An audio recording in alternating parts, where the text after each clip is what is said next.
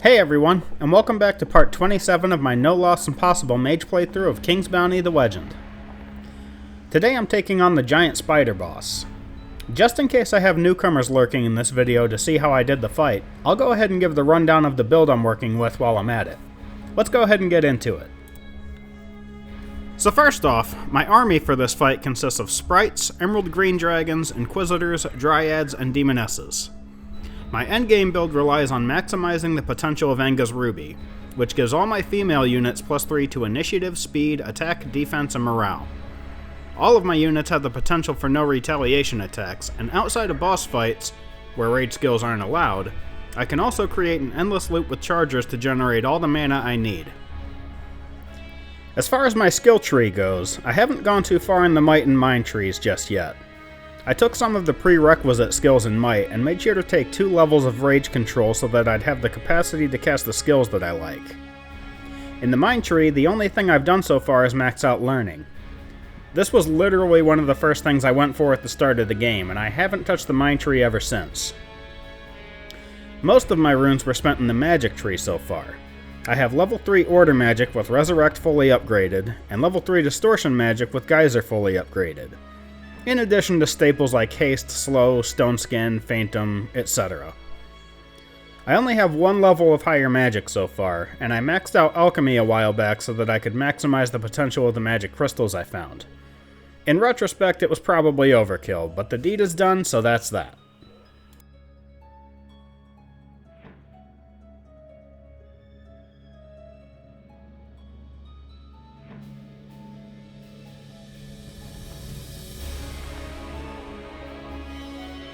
With all of that out of the way, let's start the fight.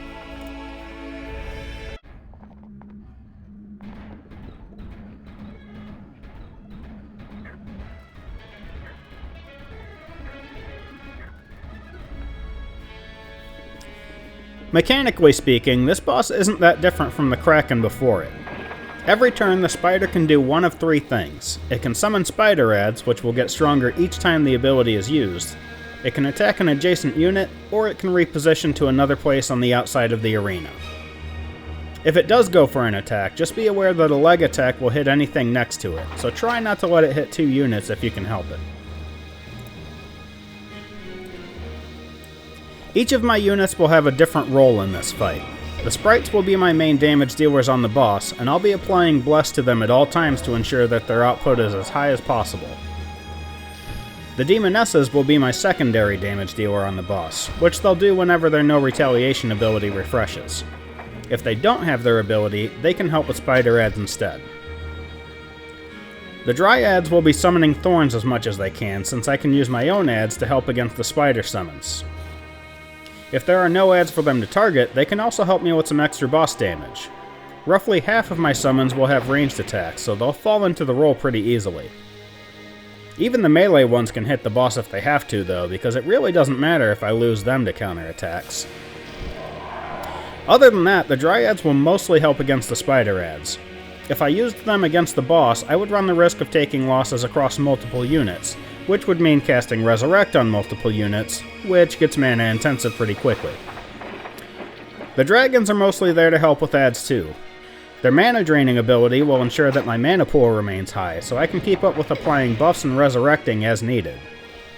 They will occasionally hit the boss just because they can tank the hits from it, but that isn't their primary function. Every counterattack means using a spellcast to heal them back up too, so I try not to do it very often. And lastly, the Inquisitors are mostly just there to look pretty. This just isn't their fight. They do have ranged hits, so they will usually hit the boss, but as you'll see, their output isn't that much different from the summoned thorns.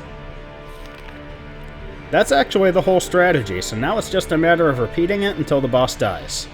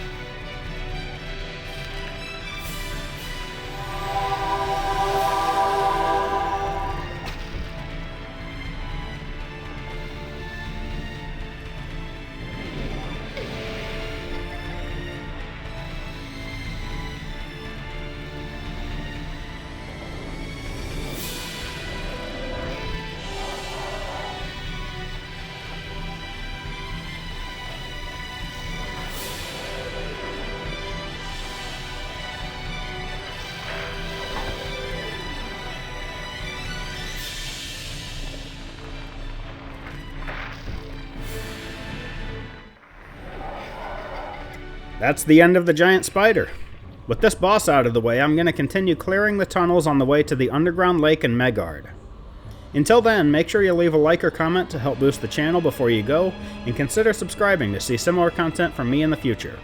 Thank you for watching, and I hope to see you again next time.